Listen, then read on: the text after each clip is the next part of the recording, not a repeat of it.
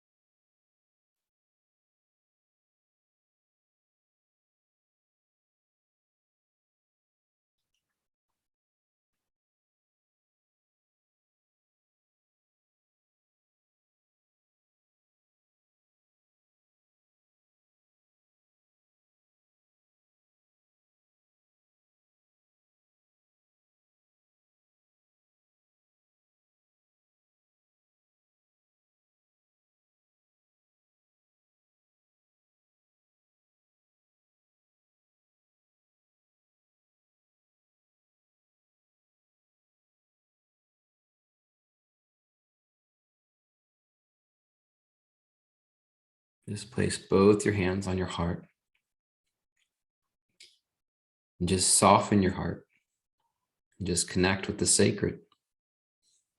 Whatever the divine is for you, just let your heart connect.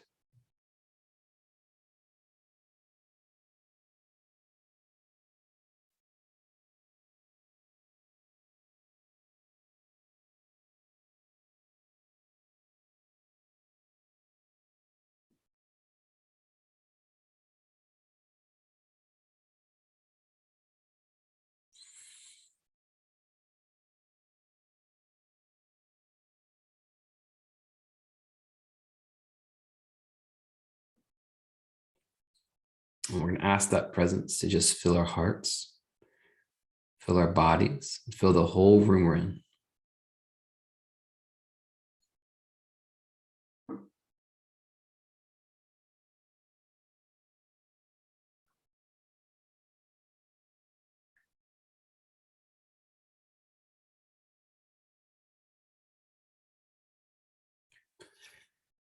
Now we're going to ask that presence to very deeply be present with us and surround us during this class, to help us and guide us, give us insights and transformation.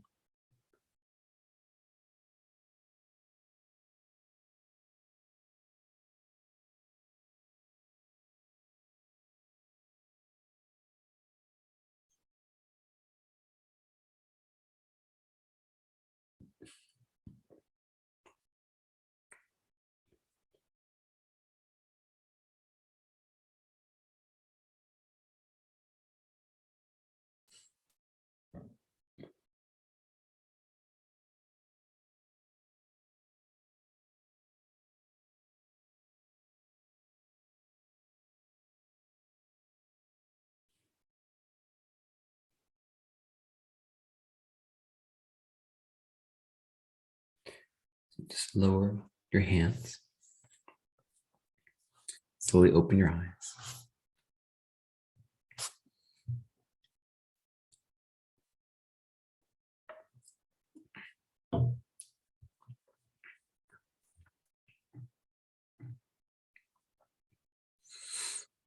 So good to see all of you. This is the second to last class. It's making me sad. It's really been an amazing journey to take with all of you. And I hope it's been something that's been helpful for you. So this journey up until this point has been a journey of the best we can in 6 weeks, learning to just live the life of the heart, or at least start knowing that's a direction to look towards. And I think the most important step of being in the heart is honesty. Just simply calling out what is there, not from a state of frustration or embarrassment, or from a state where you're trying to immediately deny it or fight it or change it, but just to coolly observe that is happening right now. The moment you see what's going on in the heart, if it's fear, anxiety, pain, loneliness, boredom, peace, joy, bliss, whatever, the moment you see it and you say, this is okay. This, whatever it is, this is okay. I'm not going to do anything to this other than pay attention and relax out of resistance through the breath and feel what is there. This simple act is getting into the heart. That's why I always say the conscious breath is a phenomenal tool. It slows the mind down, brings up the body's energies, puts you right inside the heart. And what we saw about this journey is the first step of being able to have life really respond to you is you being honest with your heart's passions, your heart's interest, the things you want to do in your life. Because if you don't know yourself, if you don't know your heart, you won't have the fuel or the power to send the right signals of resonance to the universe to naturally attract that towards you. And that's really, really huge. That's actually what it's all about. We have to see what's going on inside. We have to become honest with ourselves. We have to become aligned with who and what we are and what we want to do in life, for the smallest thing to the largest thing. Just simply getting in tune with yourself. And then we saw when you're in tune with yourself, when you know what you want, you sit in it. You simply sit in it with clarity. This is what I want. Don't necessarily know how I'm going to get it, when I'm going to get it, how is it going to happen. I'm just clear. This is calling to me. I want this. So that's that kind of honesty, that kind of getting in tune with yourself and holding that flame. This is what I want. I would like to have this experience. Absolutely honoring that is like holding the flame of that intention. Then, as we hold that flame of intention, we naturally embark on the journey for that to happen. As you hold that flame, as you coolly say, I may not know exactly what's going to unfold, but I do want this to happen, you're naturally going to start taking action. And what we discovered in this journey was, it is the best thing you can say is to be expected of any kind of obstacles, to be expected of emotional charges or things that unconsciously try to derail your path. Bad conditioning you have. Oh, I'll always fail. Nothing ever works out for me. I'm not good enough. Okay. Everyone's got that one. So when something comes up, what we discovered was the journey is about keeping your eye on the prize. It's not about getting stuck in the problems, getting stuck in the drama, and tossing and turning in that, saying, I knew it wasn't going to work out. I know I'm not good enough. See, it's never going to happen for me. It's about seeing that something's coming up that you perceive as a roadblock and immediately saying, okay, this is slowing me down, or this is what I need to face now. What are solutions? What are solutions? And that's the right alignment, because when you're focused on solutions to what you perceive as the obstacle in front of you, it's not an obstacle. It is literally a learning part of your journey. When your whole focus is on solutions, you're still now heading towards your goal. It is only that this is one stage of it you're focusing on to solve to get to the next stages. But when we unconsciously move away from our intentions, away from solutions, and get caught in drama, we ourselves, in the sense of sending out the signals to life, have unaligned ourselves. We're no longer resonating, sending out the signals, this is where I'm heading. We're now sending out the signals of all sorts of unconscious drama around something. We've moved off our path of whatever you're trying to achieve. We also explained that it's very natural to become helpless. I am like a king of helplessness. It is like my greatest asset for achievement, strangely enough.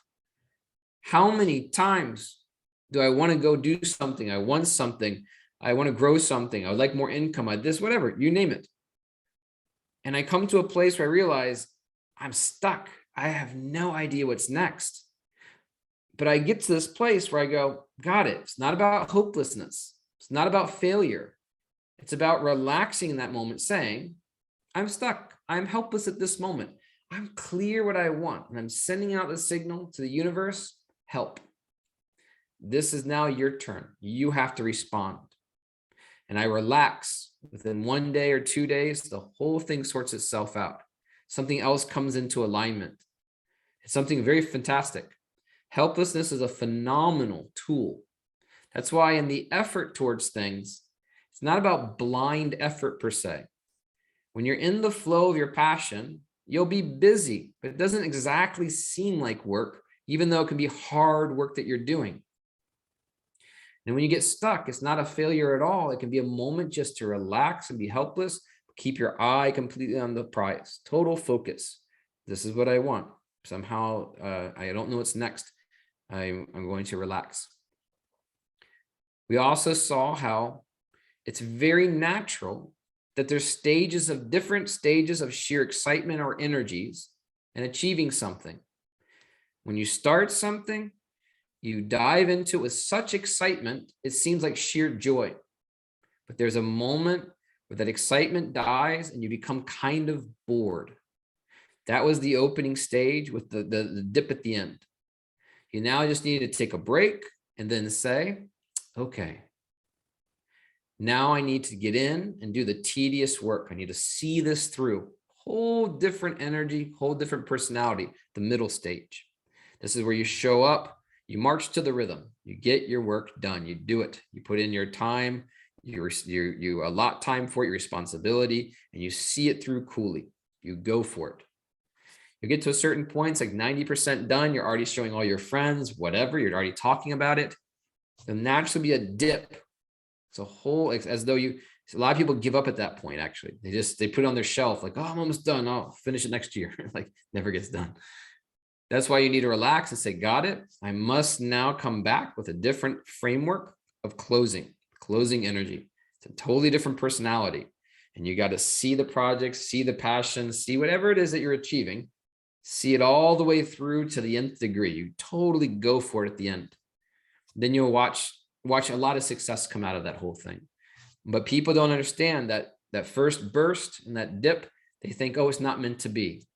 The middle path, they get towards the end, it dips, and they think, oh yeah, I'll get to it later. I'm just exhausted. I'm burned out with the project.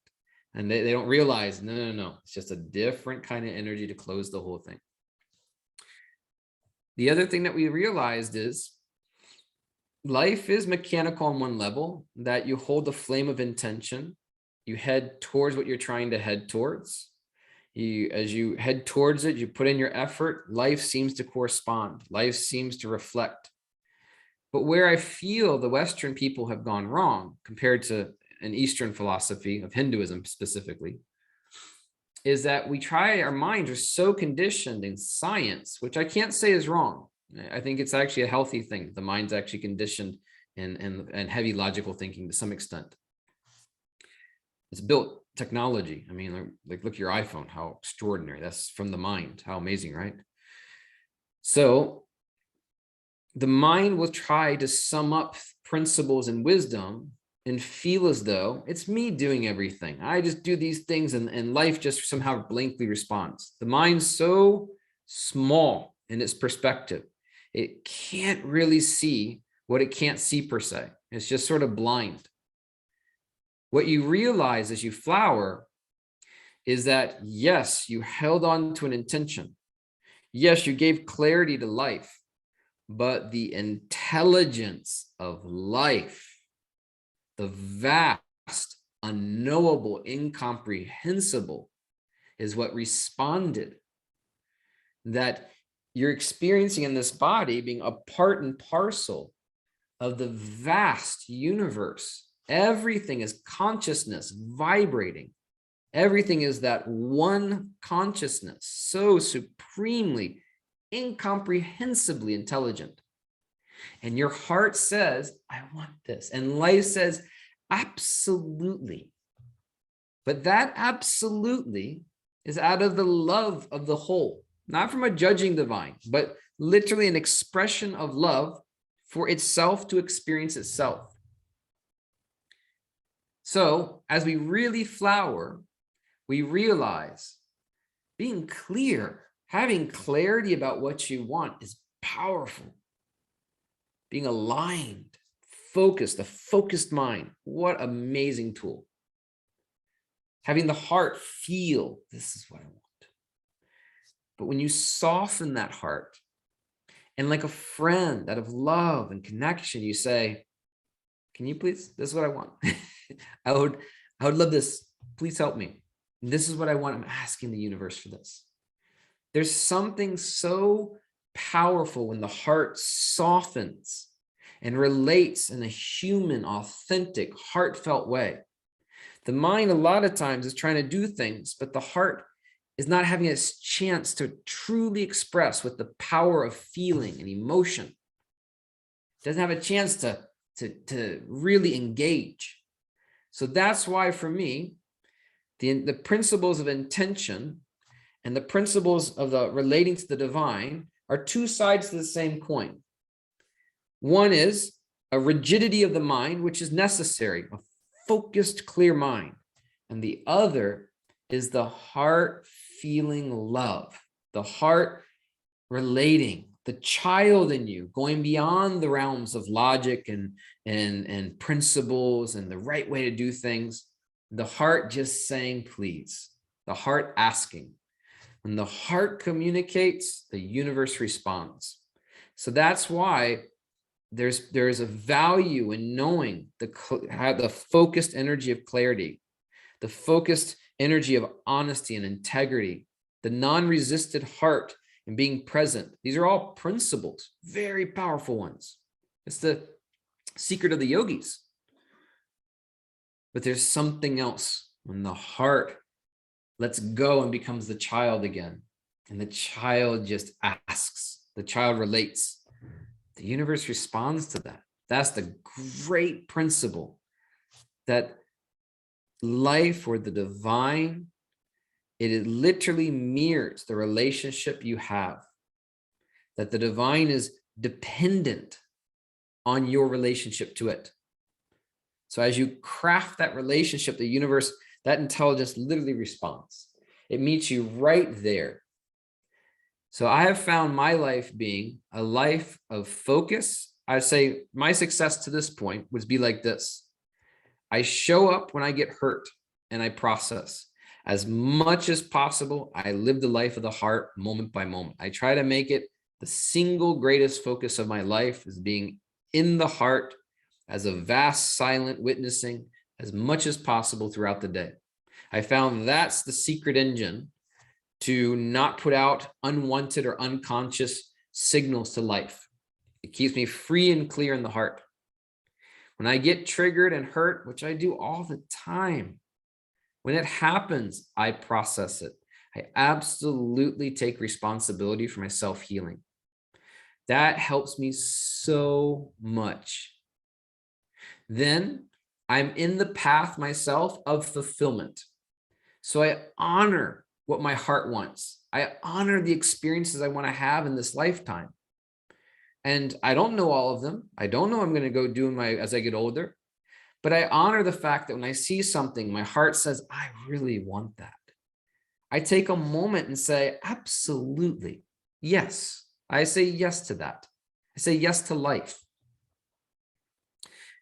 And as I say yes, as I'm clear what I want, as I see it inside of me, as I line up with something inside that my heart is asking to experience, my heart above it all asks the whole universe as a best friend, asks the divine, asks whatever you want to call it, but it asks, it requests, it just says, please. It's not that the divine cares how you talk to it. It is that my heart's communicating, not the rigidity of the mind. And I just think that's so powerful, because the question will come up, well, what's the difference of prayer and intention? And I would say in so many ways, they're very, very similar, but there's something about breaking out of the rigidity of principle and mind-driven rigidity and the heart speaking. So that's where this week was hopefully an opportunity for that. So we'll take it one beautiful step further, but I just want to open it up now and just connect, say hi, see how you're doing. Was the meditation we did last time, was it okay? Did you like that? Or did it kind of freak you out? So, so I'll open it up. If you have questions, just raise your hand and we'll just talk for a little bit.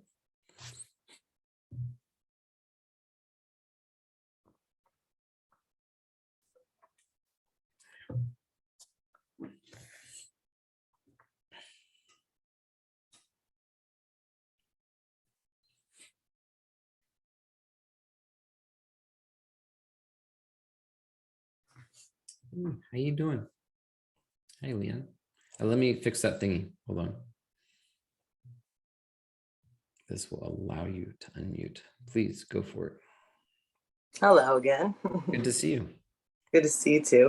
I just wanted to mention what happened to me this week. Yeah, please. So very good things after Sunday's class. I really took what you said about, being the best friend with your divine. And so about Tuesday, I believe it was, I was really into it. My back was hurting, so I was doing yoga, trying to get it out. And I laid down and I was really getting into myself, and I cried, everything. And then as I'm going to bed that night, my friend texts me, who just opened her own business in the field that I'm in, and she offered me a job. And normally I would be like, no, I can't leave my job and I can't do that. But this time I was like, you know what? I'm going to do it because this is what I've been wanting. And it's a perfect opportunity for me. And I'm super excited for it. So I appreciate everything. I just wanted to mention that. Yeah, that's beautiful. Some beautiful abundance. Thank you. Thank you. Hi, Michelle. Hi. Good to see you. Thank you. So last week you said something that was helpful about anger, and you said that some you hit a pillow, or sometimes you just stomp around, and to me that's like, that is kind of like encouraging your expression, but maybe not fully in it, but it's honoring it and maybe leading into a fuller expression. What do you do with sadness? Because you can't just go, because like it doesn't work.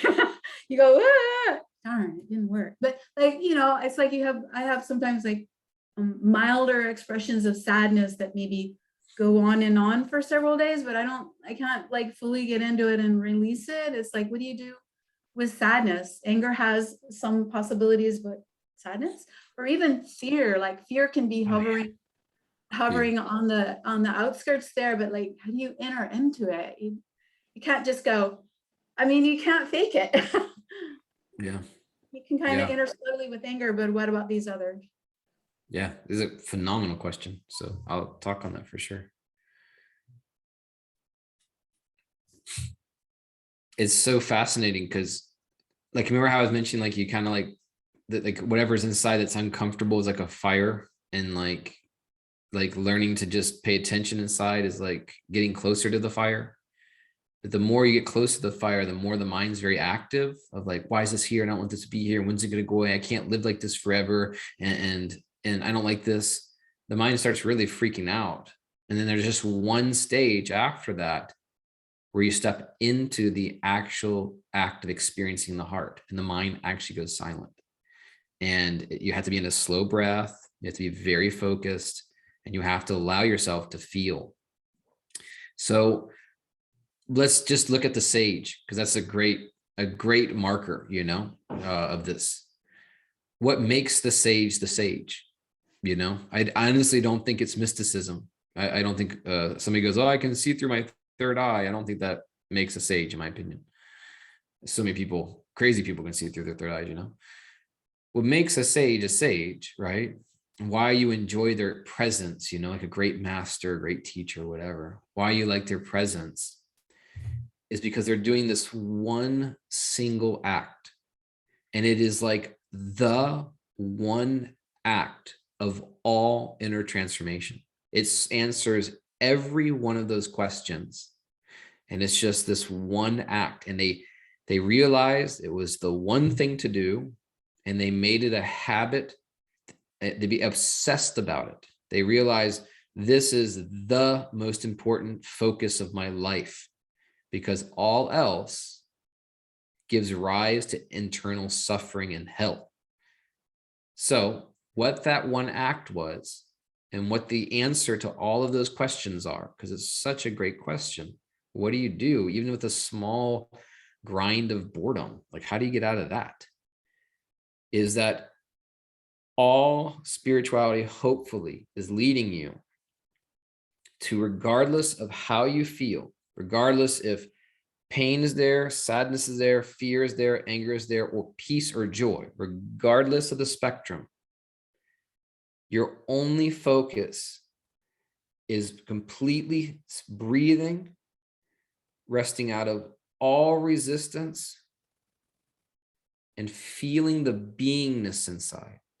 When you soften your heart and you breathe and just feel and be, you'll notice the quality of yourself that is feeling and being in that moment, in that specific moment you're doing it. The quality of yourself is a silent watching. It's a silent seeing that's taking place. That's why being and this seeing is one and the same. There's no, I need to be to then see.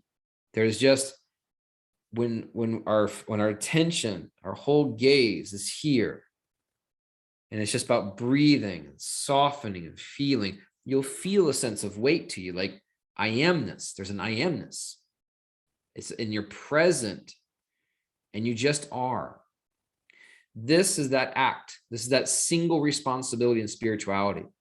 You're going to learn to be the oak tree, the one who shows up in the heart and breath, the one who softens irrespective of what is there. They're not trying to work through the anger, work through the pain, work through this. They're not trying to go around with OCD and clean shop. They're lining up to be totally present and feel, breath by breath, feel. And every exhalation, that's the secret. As you exhale, you soften any form of resistance. Some people try to be present, but they're resisting and their mind's reeling. That's why we have to breathe in and out of the heart and soften. So when you learn to just show up each moment, I love that term, show up. When you learn that, like you realize like that's really important. Then even the subtlest thing is being felt by the heart. So there's no escape for anything that needs to be healed.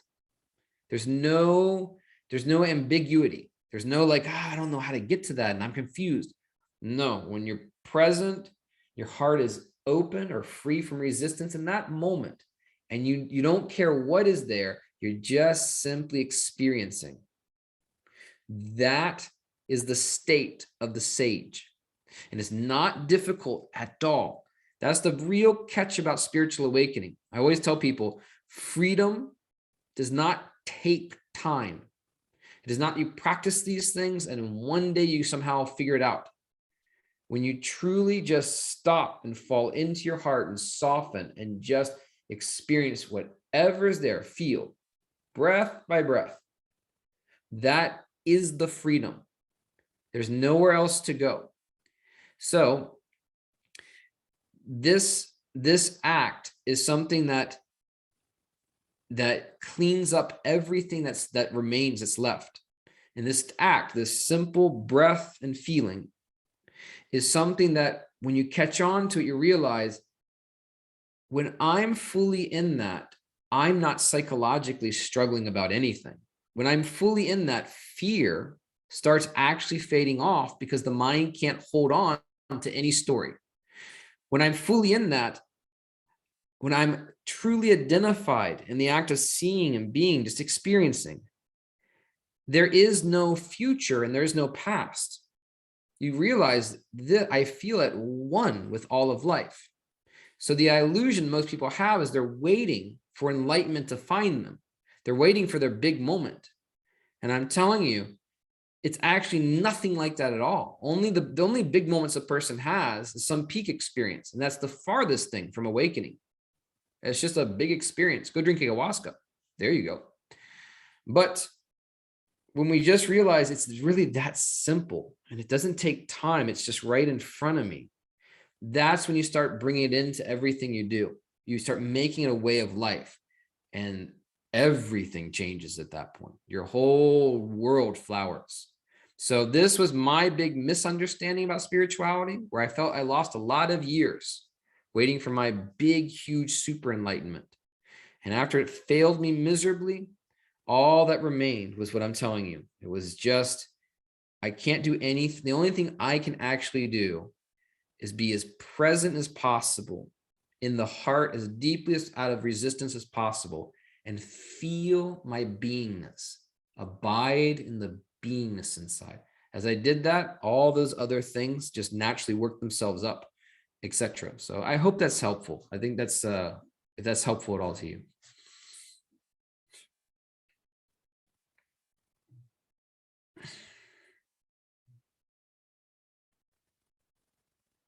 Hey, Venkat. Good to see you. Hey, good to see you. First of all, thank you so much for helping us in this journey. The purpose of being here for me to get back on track and then move in the spiritual process, awakening, moving within myself and then stay focused. I was lost completely, drifting around, like too much going on with work, family, this and that, too many things. Like I was in the mind completely, exhausted and stressful life. So I wanted to get back to this process and stay within myself. Now, I started seeing that difference.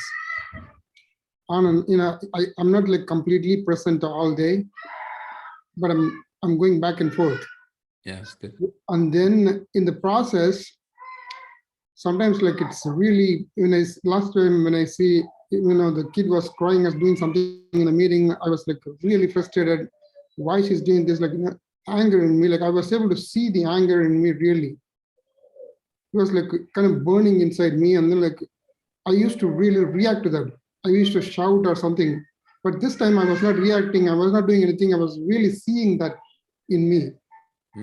That was like really shaking. And then like the moment I started seeing that closely, it naturally, I started, my awareness going into the breath, and I was seeing changes happen in my body.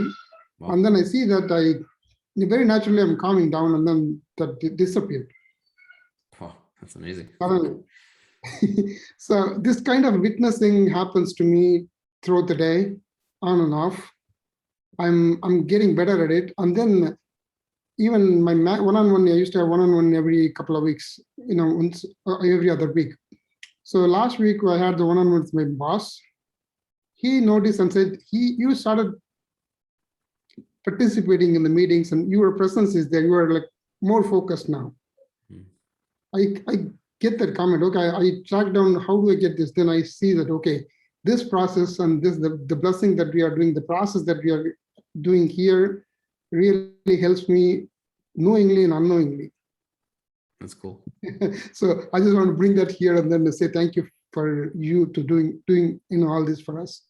Yeah, thank you. I'm so happy this is helpful for you. Yeah. Hi, Shannon. Hey Doug, how's everybody? Doing good. How are you? Congratulations on the good. Congratulations on the new kiddo. Thank you so much. It's no joke. That's all I can tell you. Things have gotten real around here. Spirituality is just out the keeps door getting around this better. house. So I think my question is like, I don't necessarily have a deep rooted passion inside me that I feel like I want to accomplish. Yep. But I do have something I want to manifest in my life, but it's out of my control. Actually, it's the health of my husband. He has an alcohol problem. He's a wonderful person. We don't suffer at all for it. It's just I worry, I'm constantly in fear of his health. Like he travels a lot. I just don't want to get a phone call that, something happened when he was out of town and there was no one there for him. And that's always been something I've kind of worried about every time he leaves. I've noticed since I've gone through my course with you that is not mine. Like I don't, that's okay. And that's okay. So I've learned to accept and love that, except for I'm not sure how to, to focus and relax and watch it work out is really hard when what I want to manifest is the health of somebody else. Yeah. Does that make sense? I fully get it. Absolutely. I'll speak a little bit on this if it's from my point of view, Okay. So this is just one person's point of view. Does it not have to be at all resonant to you? So, all those things I say is just, I'm a brother on the journey, just like you, right? So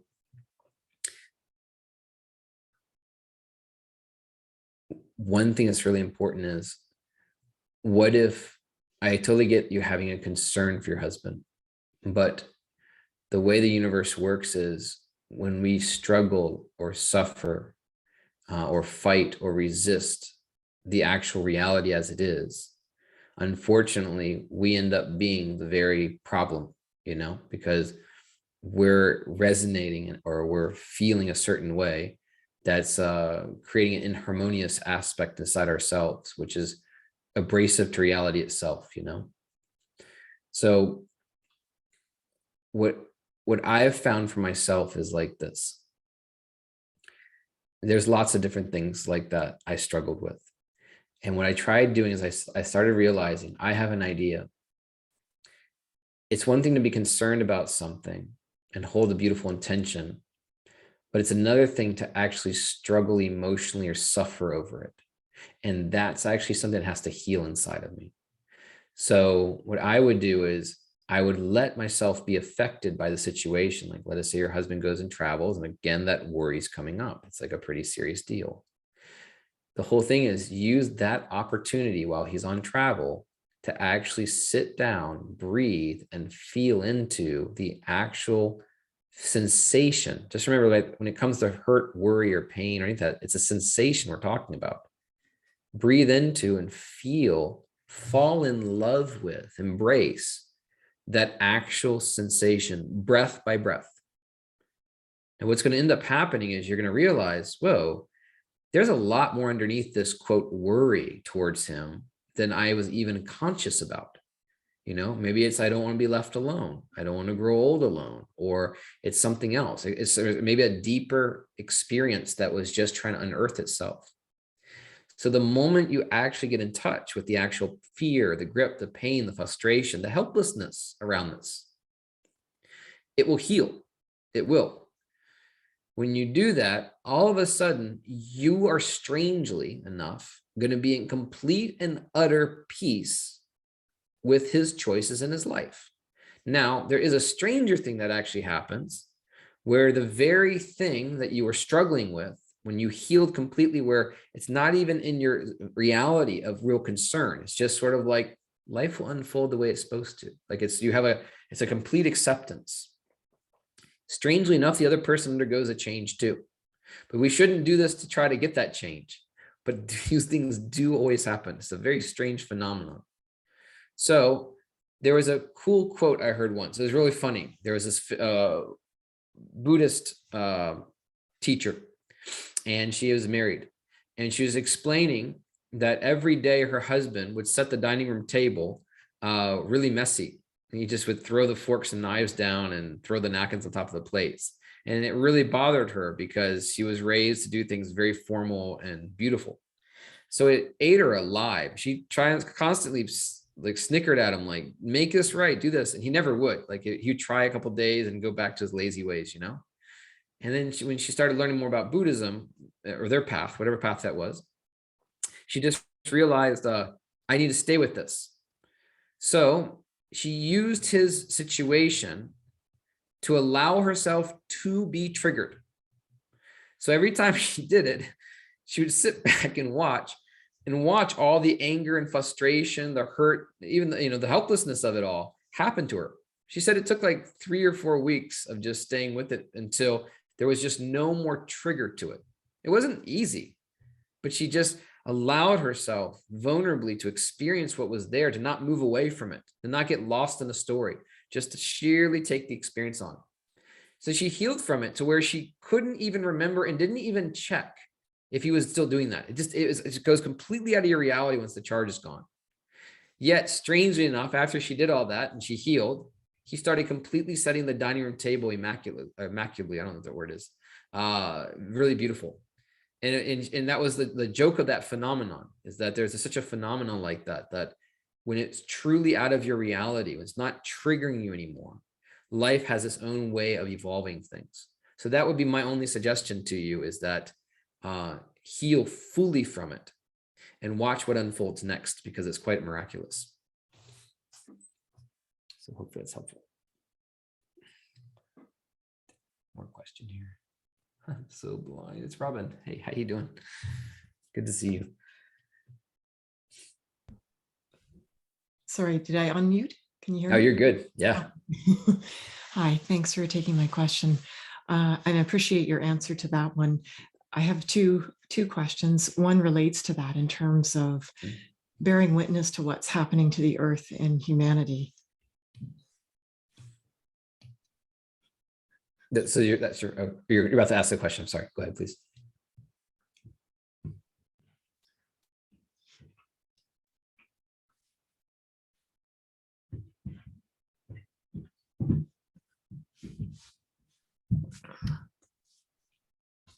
With the loss of animals and how we treat animals, and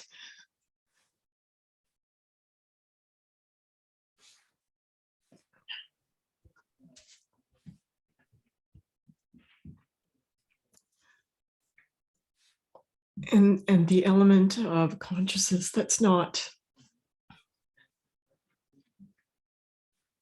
in their hearts and causing great suffering.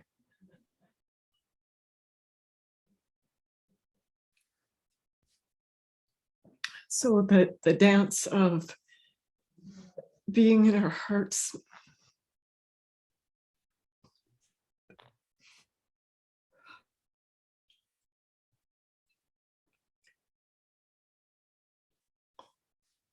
and connecting to the beauty and goodness of life, and then that peace that's beyond our personal life, but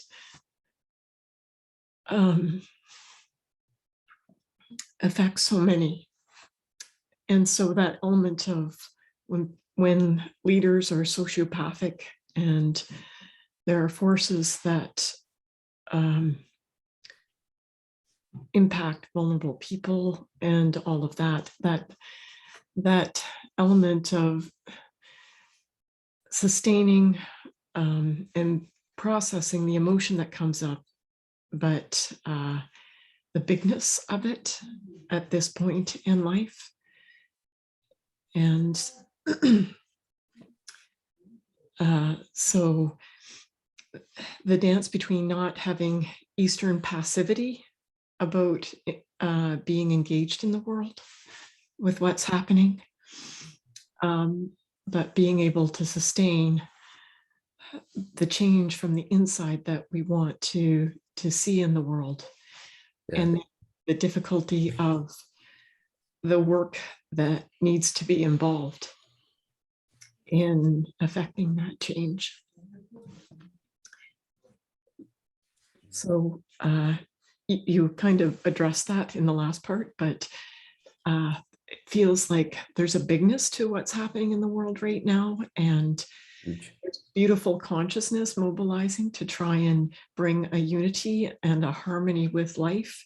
Mm. And then there's another force that seems disconnected from that, that has a lot of power and money. And I have a nephew that was just in hospital this week with kidney failure from the vaccine, and another that has permanent neurological damage in their hands, and the invisibility of the harm done in that zone and the dishonesty. So it's how to expand the capacity to engage with things that are global and involve all of humanity evolving with life. It's a beautiful question. Yeah. It's the most natural thing when a person starts healing more and more and learns, like for instance, learns that no matter what comes up, even the sadness of the world is an experience to have within you, you know. It's important to note that that whatever comes up, you have to have that experience, you know. But when that ends up happening more and more and a person heals more and more, what takes place is a person crosses a certain threshold, a certain milestone in spirituality, where their passions are not geared towards self-pleasure as much as their passions are geared towards literally helping others, helping animals, helping humanity, helping life, you know. This milestone can only really happen if a person is in the steps of self-fulfillment. They have to learn to be active and achieve things and to fulfill themselves. And that's a very important stage, actually. It's one you can't really mess around with. But at a certain point, they realize how much joy and how much life comes to them. And they also, if they're wise enough, they're keen to see it, how much tremendous positive karma comes to them the moment they start putting all their energy to helping others, helping life. So this is what we're witnessing, I believe, what we're seeing when we say there's a global awakening happening. There's very distinct stages in awakening. It's not a mystery, actually, strangely enough. You literally just watch. As I've worked with people, you know, I only just see, oh, you're right there, right there, right there. It just happens, you know. And I can only imagine that seeing the younger generation and seeing the millions and millions and millions of people on the planet undergoing this process of awakening in their own ways, right? That we're watching exponentially this milestone being crossed. Like I saw this young guy, he's 26 years old. He developed this very, very advanced fishing net that 2 huge tugboat thingies, platform boats, will pull, and it picks up trash throughout the ocean. It took him many attempts and many redesigns. It's massive, absolutely massive. And so he just tested the final version. It all works. And the first thing he's doing last week, he was immediately going straight out to the Pacific Ocean called the garbage patch. It's like miles and miles and miles of plastic things floating. He didn't wait. He immediately went. Has a whole team. It's a whole business. He's probably 28 years old, 29. And he's immediately picking up himself and this crew, picking up the miles and miles and miles of garbage patch stuff for humanity. So I noticed myself personally, this other energy we're speaking about, I just feel it's older energy. The downfall is an unfortunate downfall. What it is they're old. They're very old. They're getting actually very, very old, all in their 70s, 80s. maybe 60s, 70s, something like that. There's no hope. They're out. A younger generation, these kids that are coming in right now, are on a whole different wavelength of vibration and energy. Their abilities way beyond. How parents are raising kids in this generation is so phenomenally more advanced than it was in the 80s and the 70s and the 60s and the 50s. So a massive tidal wave is happening. It's just hard to grasp it because, just like you said, the old that's out soon, that's going to perish, they appear to have some kind of grip, but there's no grip. It's the whole thing's over. So I can only imagine what we're going to witness in this next upcoming 20 years or so is going to be such a quantum leap in such a way that's incomprehensible. I remember I had known I'd be doing the work that I'm doing now since I was a child, actually. I was very clear about it, actually. And I remember having mystical experiences throughout my childhood and teenage years and all sorts of things. The awakening process was kind of going on at that point. And I remember trying to talk to people about spirituality, about things like that at a certain point, and recognizing nobody had a clue about any of it.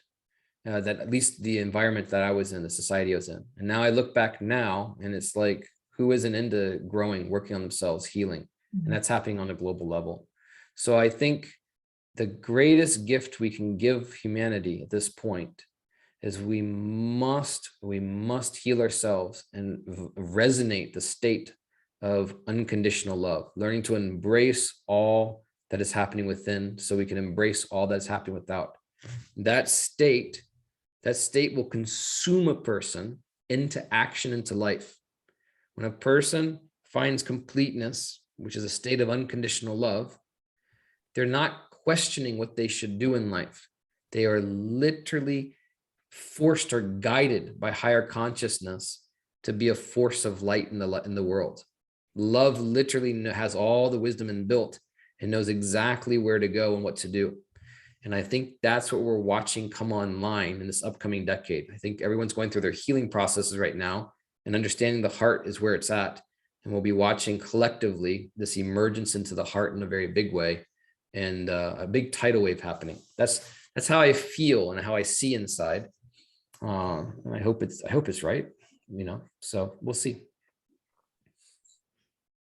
I don't think the planet's going to perish. I think things are going to change so fast right now. It's ridiculous. But we'll see. I think the planet will continue to evolve. It's just whether humans continue to evolve with it. Yeah, we'll see. Yeah. The cool thing is that we'll be around to watch ourselves all disappear, or watch the whole planet take a huge leap, so, but let us pray for the latter for sure. Yeah. Thank you.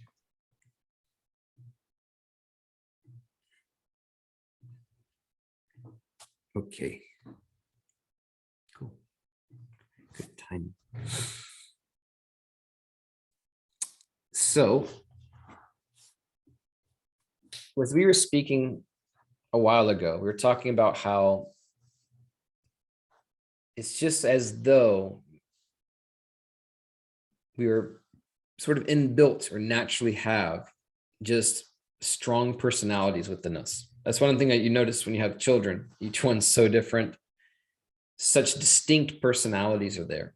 You could say it's astrological, it's this, it's that. I mean, it's pretty much everything that's measurable. It's the reason why they're produced the way they are. And these governing personalities have a life to them. Like my son Gabriel, for the love of him, only wants to hang out with anything that has a fan. Like if there's a heat pump on the side of the house, he just wants to go stand there for an hour and on end, just watching the fan of the heat pump go on. So he just wants fans. That's it. Another kid wants something totally different. So these personalities, as we learn, is why try to stop them? Why try to be rigid and destroy the self? Because really, what's trying to stop the self or destroy the self? It's just the self. It takes such a holistically different approach of true spiritual growth to understand. It's about letting life express. It's about letting the flower grow and the bud open. So life's actually about letting the heart, the passions of these personalities express themselves, like we spoke about. They got power to them. That's what you call your destiny, your karma, that power to them. It's phenomenal. It'll lead you to becoming the best at something or whatever you have passion on, whatever. But where we go wrong isn't that passion. Where we go wrong is that the mind is so unconsciously conditioned for conflict. The mind is so unconsciously conditioned for sheer fear. The mind gets hurt so easily. And that mind is so powerful when there's a strong governing emotion. So I saw this like quote once. It said, be kind to anybody, to someone you meet, because they're fighting their own war. And I thought that's just hilariously true. We walk around acting like we're so okay with each in our lives. But the moment we stop making eye contact with somebody, we go right back into some kind of realm of internal turmoil, of tossing and turning of something. The joke of the matter is the tossing and the turning is the survival of the mind. It will toss and turn about anything it wants as long as you keep watching it and feeding it fuel of being concerned about its story. It'll make up the most nonsensical story, or will grip onto something that seems so real, and it will tell you this is the problem, and oh my God, and blah, blah, blah. And you start having basically a bad trip. You're having literally a bad trip. That's what humanity's in that. And then this and that, and I'm so concerned. But each person is in that with a different story. That's so important to understand. And what is taking place? The mind survives with that. That is how it is alive. So it doesn't care about its content.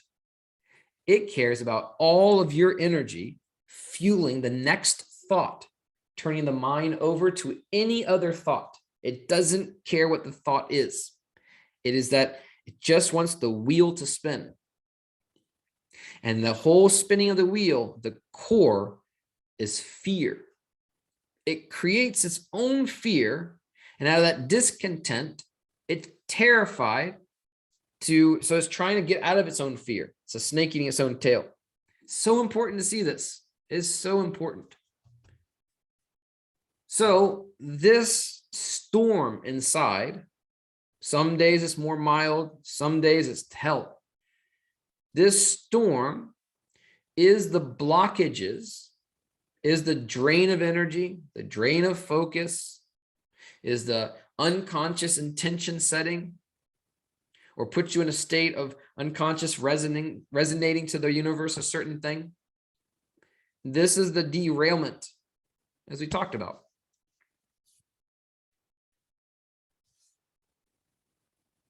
All of it, all of that stems from one single act. It's kind of amazing. In fact, it's epic. And this one single act is something you actually do have control over, which is completely awesome. This one act is the core of several major religions. Like it's like a very big deal. And what is the act that when we fall out of leads to the mind going completely insane is the act of learning, of reconditioning yourself, of restoring the state of gratitude. Gratitude is not a state to prove to God or life that you're grateful. As far as life or God, it's not concerned whether you sat there and said, oh, so grateful. Life, thank you. It's not like God sits there or life sits there and says, all right, well, that's 25 times this month. Okay, I'm going to give them something for all that. Nope.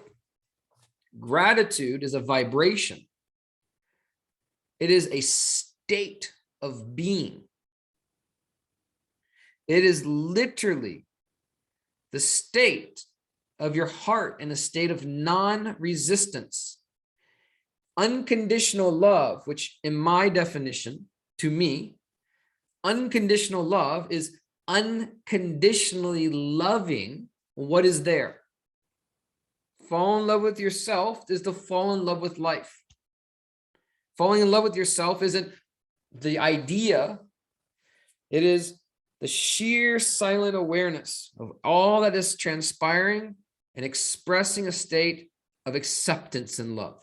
It is embracing what is there, because to not embrace is to resist, which is nothing but suffering. Gratitude is a state when the heart completely softens out of resistance and it completely accepts all that is happening.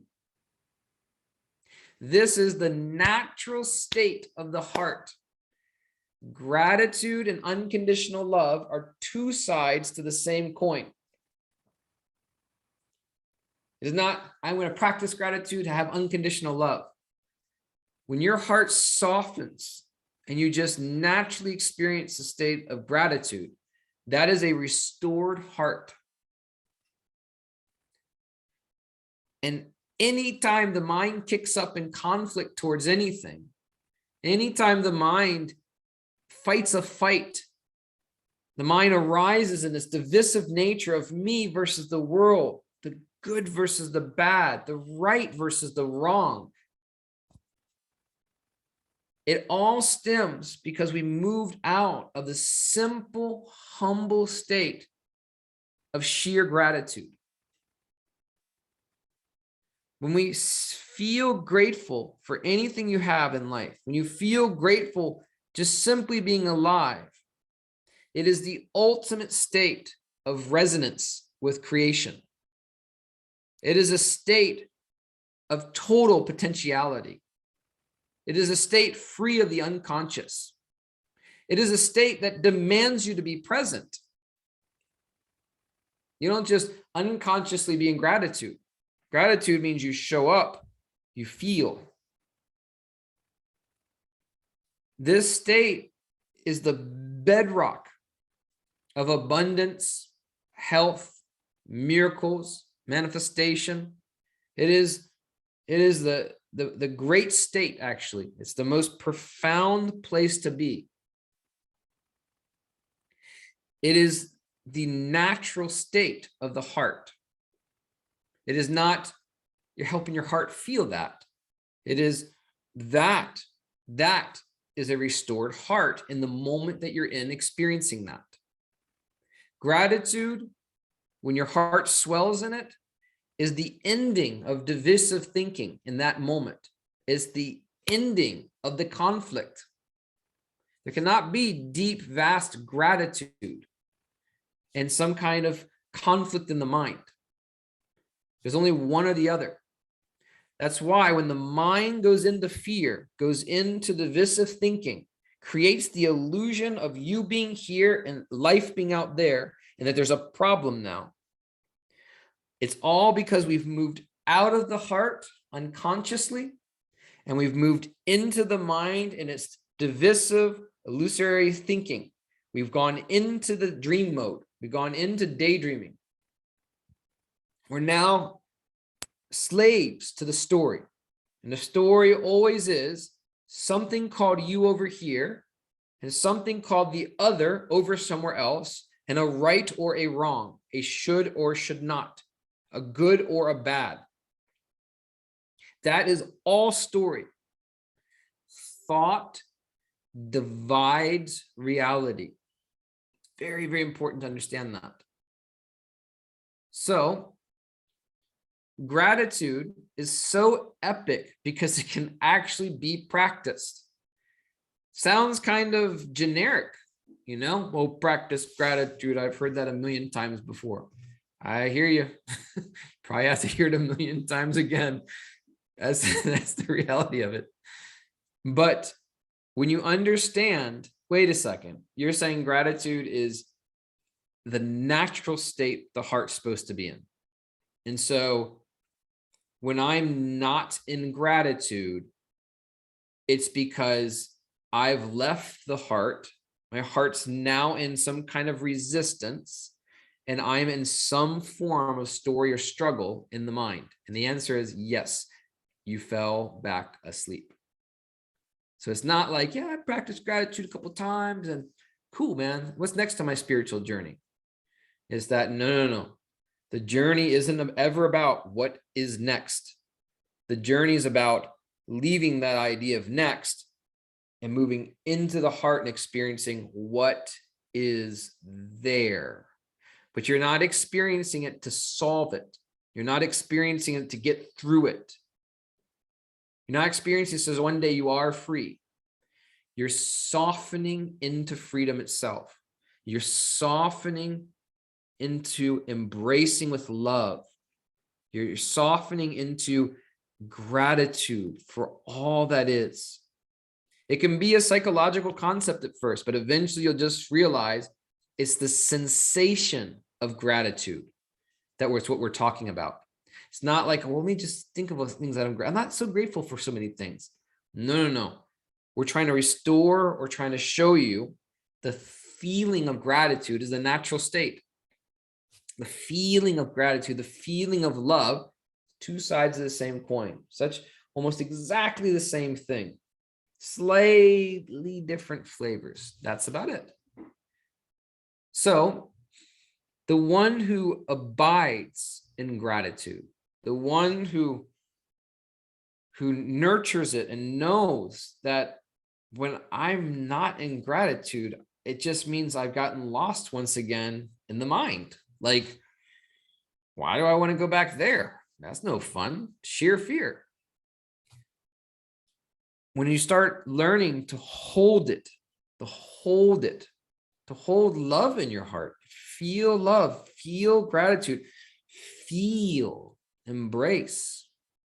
When you start doing that, what ends up happening is you are literally at the highest potential of power to yourself. You are the ultimate state of being a resonator to yourself. You're like a lighthouse to the world. You are a field of non-divisiveness.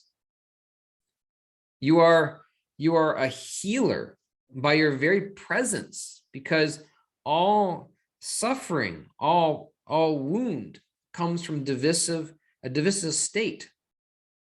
And you're around a being who's abiding in a state of feeling love inside, a state of embrace and conscious experiencing and witnessing. That being is so healing to be around. Everyone wants to be around them. I would have been a monk for the rest of my life and not even thought twice about it. It was only that Sri Bhagwan told me, it's time for you to step into your own two shoes and do your work of teaching on the planet. That's the only reason why I left. I would have, who would ever leave him? It was nothing but sheer, complete, and utter love. That's a flowered heart. And that's exactly the gift you have to learn to give to yourself, and the greatest gift you give your relationships and all of humanity. It is the space in which whatever the heart wants happens effortlessly. It is a space of complete miracles. Gratitude, when a heart is abiding in gratitude, reality is miraculous. And it's really, really important you catch on to that, because to not be in gratitude is to be pushed again into the mind, pushed away from the present, lost, slave to the story, and time and space becomes rigid. It becomes the limited views of the calculator mind. So the potentiality of things is all defined by logic. Oh, it's not going to happen today. It's not possible. It never happens for me. These are all unconscious decisions. But when suddenly we snap back into being present, we're suddenly in the heart, softened, embracing, feeling gratitude, restoring our heart back to the natural state. We can't perceive divisive thinking. We can't perceive right or wrong, should or shouldn't. We only see the divine hand and the divine order in everything. You see eternity. That's the truth of it. The only thing I experience these days is sheer eternity. Eternity in form, and what I am is formless, sheer eternity. There's no death. Death was an illusion. So there's only this experience, this awness of life, this absolute incomprehensible awness, the sacredness of things. And from that space, life naturally flows to you. Miracles, boom. Prayers, answers so fast. It's such a powerful place to be. And the gift of it is, it's the natural place to be. It's not do all this and get in this special state and then you're powerful. No, it's wake up and soften back into love and embrace what is there. Feel the gratitude of the heart and stay, because that's your natural state. And that's the state from which, when your heart speaks to life in any way, life responds effortlessly. There's no boundaries. There's no blocks. There's no unconscious framework filled with fear that's energetically stopping the flow of the manifestation. So that's why when the great being says, I bless you, it happens. They're coming. That's their whole heart, boom, handing it over to you. There's nothing in the unconscious saying, oh, you won't have that. It's not possible for you. The whole heart says, may it be so. All of a sudden, it just simply happens. So we're going to do a process tonight, and I'm going to help you show you some simple technique of how to feel gratitude. And my invitation to you is to really take this in. The greatest step to being in gratitude simply starts with catching yourself that you've simply fallen out of it. Never a judgment about this. There's no right or wrong. But when you catch it and you start catching it and realizing, whoa, I'm like never in gratitude. What a wonderful awakening. Because it all starts with you having the awareness of where you are. The moment you can start seeing that, you go, I get it. Oh my God, I'm so unconsciously conditioned to be in stress and fear. It's a conditioning that I'm addicted to unconsciously. I don't know how to be anything else. So when you start falling back into the heart, falling into gratitude, I'll show you something really simple to do. Start living in that space. You start realizing, this feels great. This is the wholeness I've been seeking the whole time on my spiritual journey. This is the love I was looking for. And you start living in that. You start making each moment a practice of being present, conscious, non-resisted, feeling, embracing. It's there. Next thing you know, it's your new way of being. And it's nothing special. You've just restored yourself to the natural state. You just see being in the mind was pure insanity. That's why when I see people, when I meet people, and I see them struggling in the mind, and I see such their behavior because of the struggle, I only feel so bad because I can relate to that. And I just know that you're stuck. The mind is making use of you and you're creating a hell that's unnecessary. And that's the state of the entire species. They're living an insane way of being. And as we restore into a state of gratitude in the heart, we realize, I get it. This is the natural state. The divisive state of the mind was unnatural. Humanity's in an unnatural state. So that's what it is.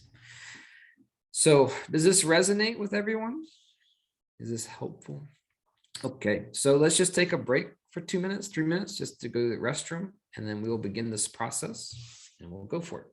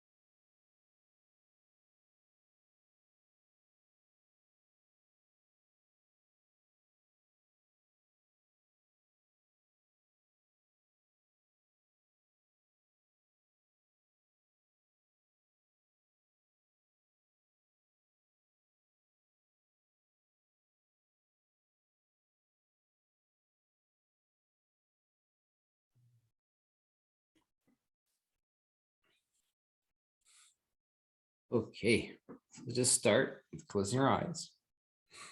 Just move into a deep conscious breath. We'll be breathing in and out of the heart.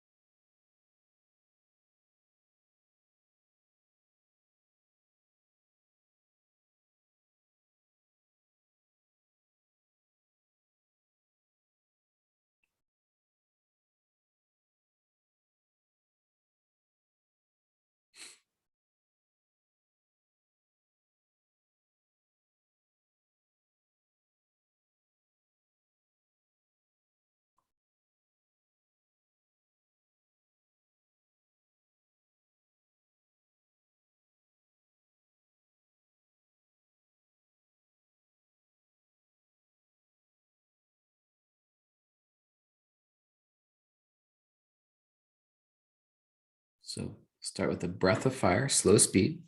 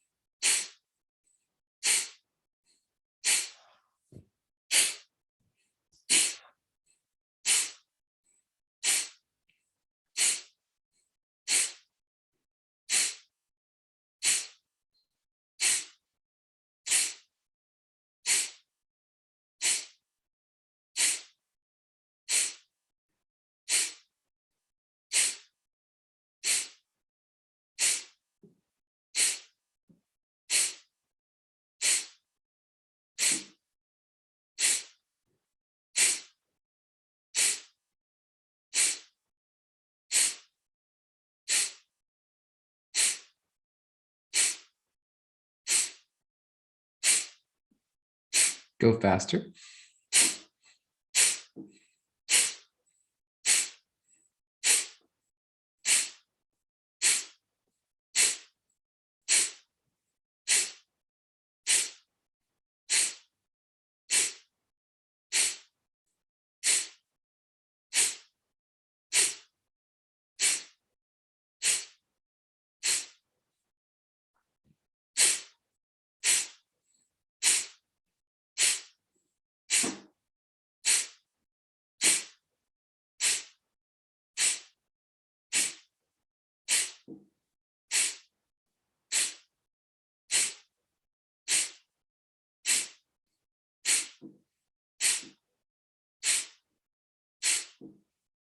Go faster.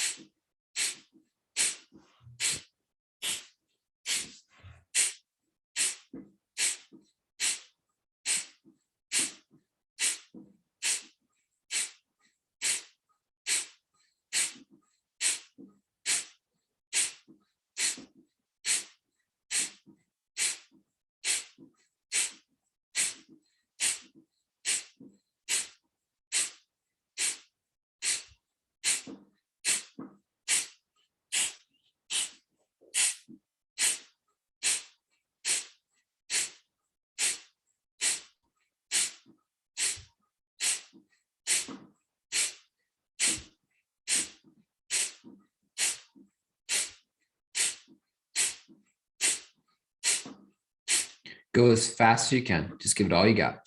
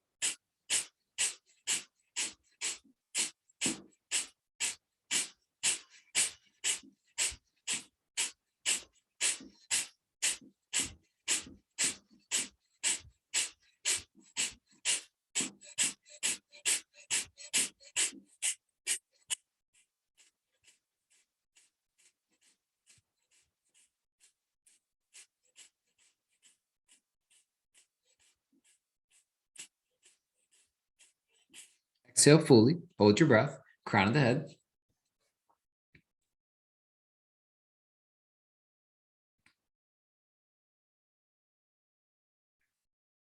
Inhale as deep as you can. Hold your breath. Crown the head.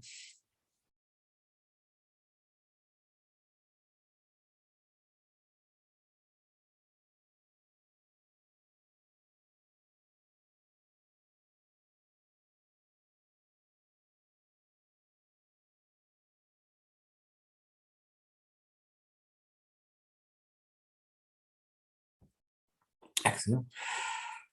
2 more times. Inhale as deep as you can. Hold your breath. Crown the head.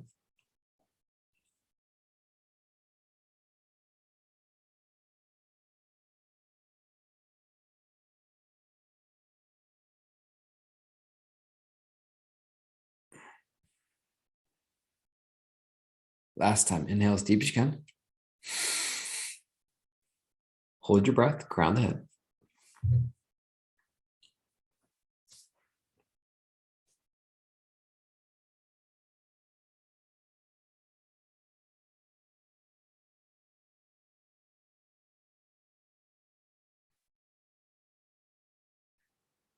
Exhale.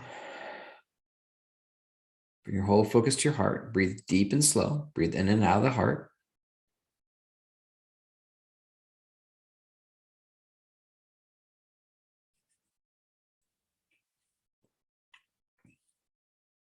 Make sure your palms are face up. Index fingers touching the middle part of your thumb.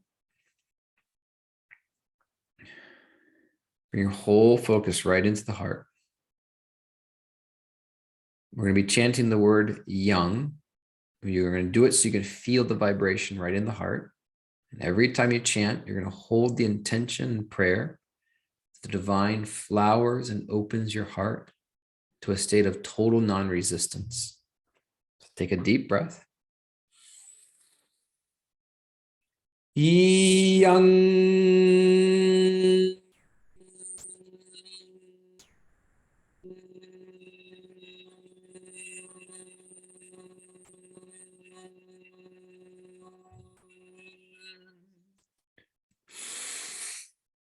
Yang.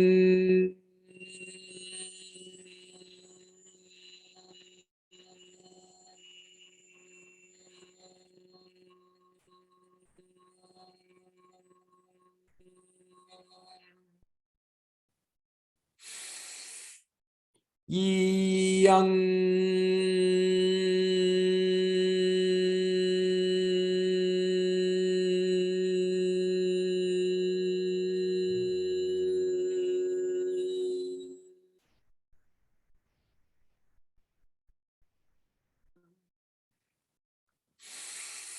Yang.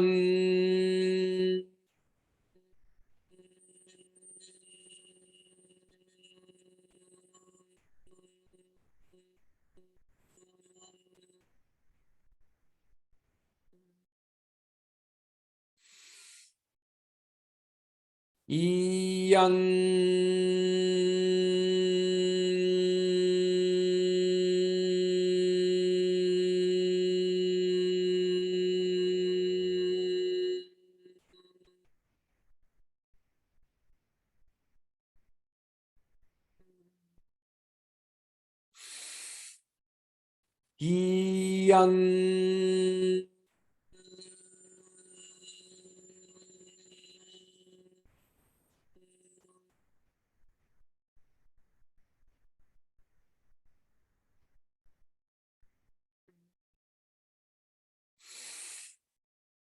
Yang.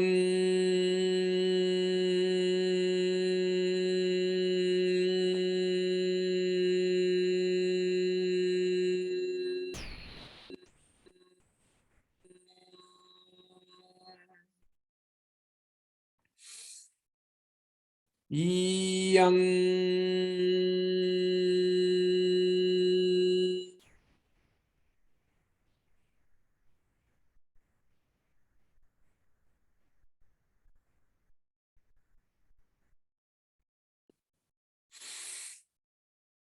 Yang. Young.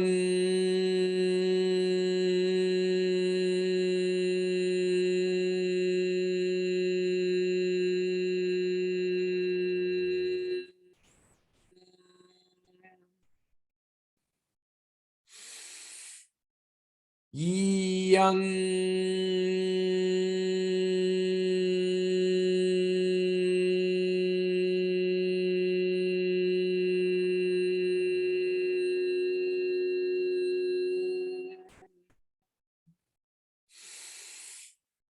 Young.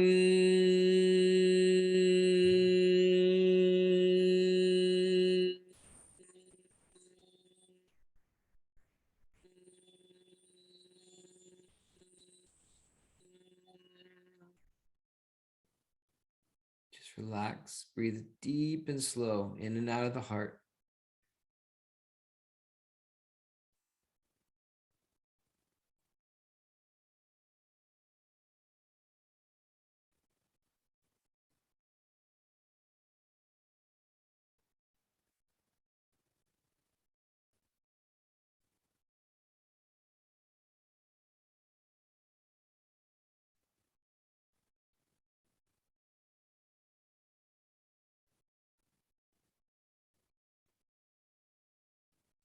Place both your hands onto your heart.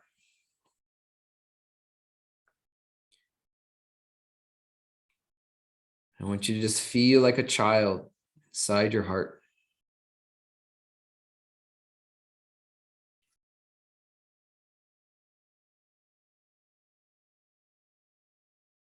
And silently inside your heart, to life, to your divine, to all that you have, to your children, to anything in your life that you feel called to, but silently in your heart, very passionately, very profoundly, you're going to be chanting silently the words, thank you so much.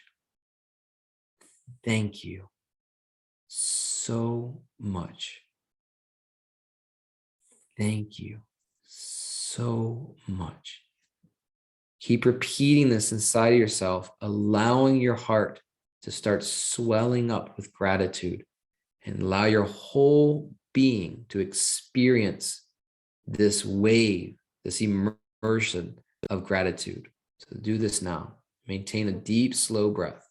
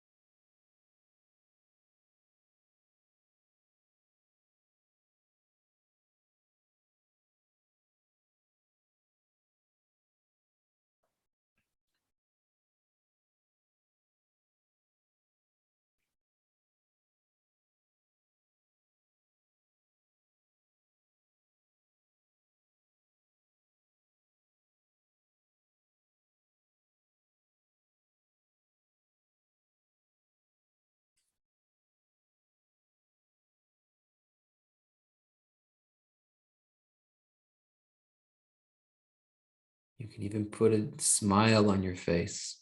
Soak in that feeling of gratitude. Deep, slow breathing. Every time you say thank you, soften your heart further. Feel the love within the feeling of gratitude.